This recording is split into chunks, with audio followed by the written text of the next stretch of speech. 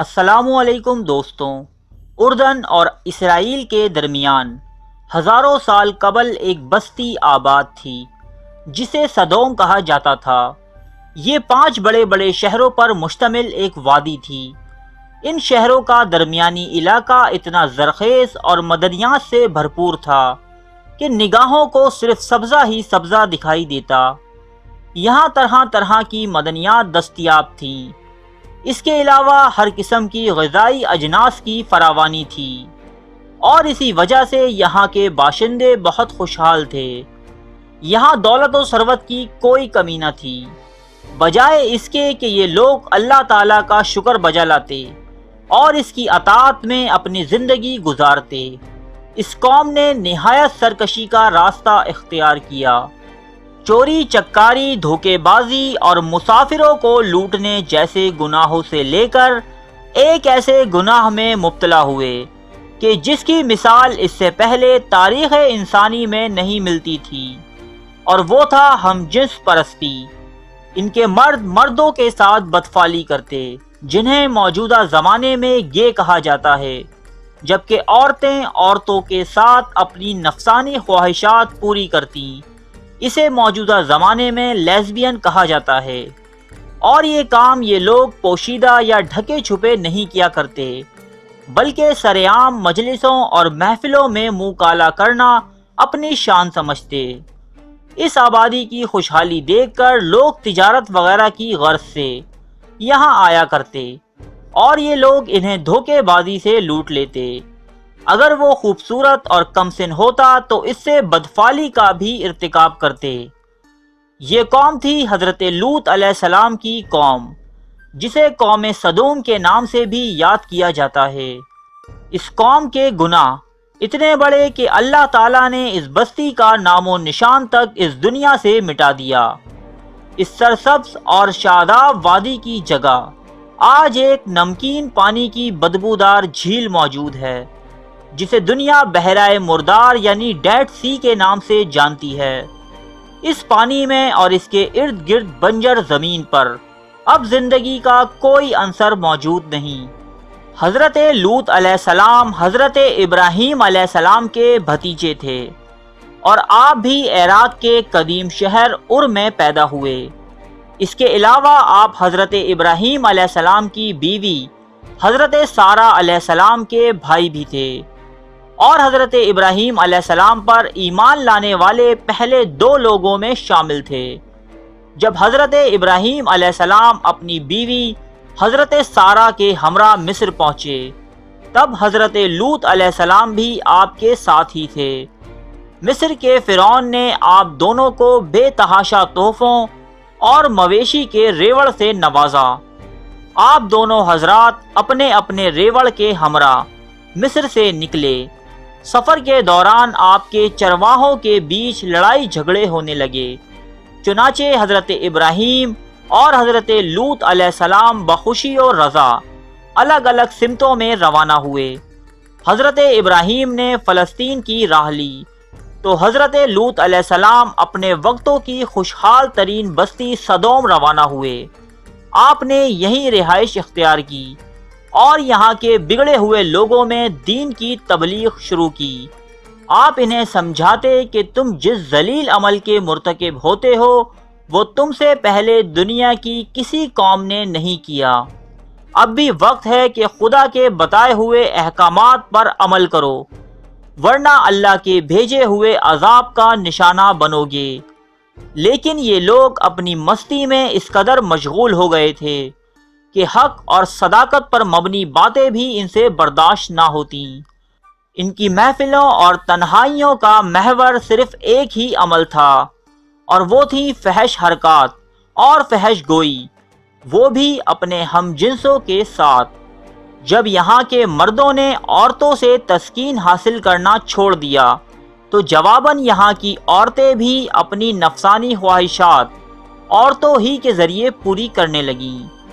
حضرت لوط علیہ السلام کی تبلیغ کے جواب میں یہ ڈھٹائی سے کہا کرتے کہ ہاں ہم برے لوگ ہیں اور بدفعلی کرتے ہیں، لیکن تم تو پاک ہو، تمہارا اس بستی میں کیا کام؟ اور اگر تو سچا ہے تو وہ عذاب لا کر دکھا کہ جس سے تو دن رات ہمیں ڈرایا کرتا ہے۔ حضرت لوط علیہ السلام کی بیوی، بعض مورخین اس کا نام وائلہ بتاتے ہیں۔ یہ بظاہر تو لوط علیہ السلام کی بیوی تھی، لیکن اندرونی طور پر اسی قوم سدوم کی ہم خیال تھی۔ اس سے بڑی بدنصیبی کیا ہوگی کہ اللہ پاک کے ایک جلیل القدر پیغمبر کے ساتھ سالوں زندگی بسر کرنے کے باوجود اس عورت کو ایمان کی دولت نصیب نہ ہوئی۔ جب اس قوم کے گناہ اپنے عروج کو پہنچ چکے اور بہتری کی کوئی صورت نظر نہ آتی تھی، تب اللہ تعالیٰ نے چند فرشتے ان پر عذاب کی غرض سے بھیجے، جو پہلے حضرت ابراہیم علیہ السلام کے پاس پہنچے، یہاں آپ کو اولاد نرینہ کی خوشخبری دی اور بتایا کہ ہم وادی سدوم کو نیست و نابود کرنے کی غرض سے یہاں آئے ہیں۔ جب یہ فرشتے خوبصورت نوجوان لڑکوں کے روپ میں سدوم کے شہر پہنچے تو ان کی ملاقات حضرت لوط علیہ السلام سے ہوئی۔ یہ قوم بد اخلاقی کی تمام حدود پار کر چکی تھی۔ جب کوئی مسافر یہاں آتا تو یہ سب مل کر اسے گھیر لیتے اور کھلے عام بدفعلی کا مطالبہ کرتے۔ اس لیے لوط علیہ السلام نے انہیں باہر ٹھہرنے سے منع کیا اور اپنے گھر میں لے آئے، ان کے لیے کھانے پینے کا انتظام کیا اور انہیں سمجھانے کی کوشش کی کہ یہ بستی مسافروں کے لیے کتنی خطرناک ہے۔ لیکن آپ کی بیوی جو در پردہ اپنی قوم سے ملی ہوئی تھی، اپنے گھر آنے والے ان مہمانوں کی خبر اپنی قوم کے لوگوں کو دے آئی، اور یوں اس مکان کو چاروں طرف سے سدوم کے لوگوں نے گھیر لیا۔ وہ آپ سے ان مہمانوں کا مطالبہ کرنے لگے۔ یہ دیکھ کر آپ بہت پریشان اور رنجیدہ ہوئے۔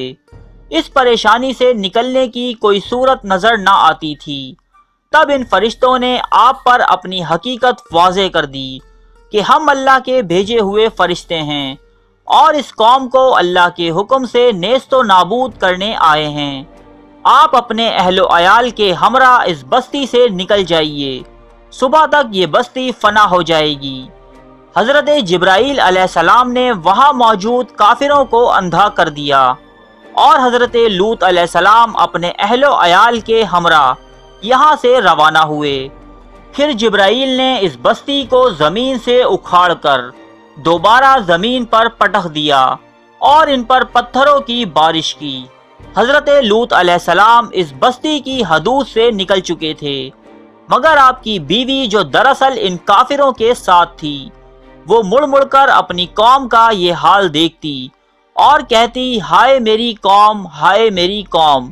چنانچہ وہ بھی ان کیمیائی کنکروں کی بارش کا شکار ہوئی، اور اللہ پاک نے اس عورت کو آنے والی نسلوں کے لیے نشان عبرت بنا دیا۔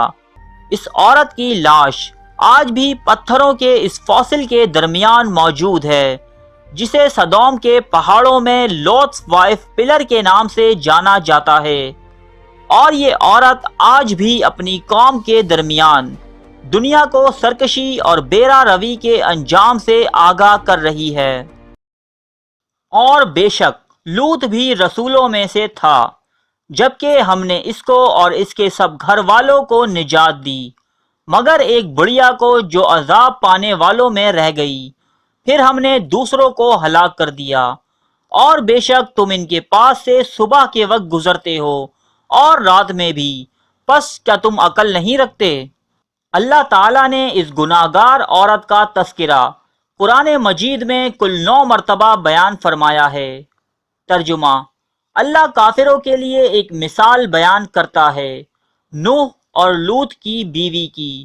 وہ ہمارے 2 نیک بندوں کے نکاح میں تھیں، پھر ان دونوں نے ان کی خیانت کی، سو وہ اللہ کے غضب سے بچانے میں ان کے کچھ بھی کام نہ آئے، اور کہا جائے گا کہ دونوں دوزخ میں داخل ہونے والوں کے ساتھ داخل ہو جاؤ۔ ارے فرینڈز، 1 منٹ، آپ ایسے ہی جا رہے ہیں؟ اتنی محنت سے ویڈیو بنائی ہے، ایک لائک تو بنتا ہے نا؟ اور دوسرا یہ کہ آپ ہمیں اتنی بڑی دنیا میں دوبارہ کیسے ڈھونڈیں گے؟ تو اس کا حل یہ ہے کہ آپ ہمارے چینل کو سبسکرائب کر لیجئے اور اس بیل کے آئیکن کو کلک کر دیجئے اس طرح ہمارے آنے والی تمام ویڈیوز آپ تک پہنچتی رہیں گی۔ ارے ڈریے مت، یہ بالکل فری ہے۔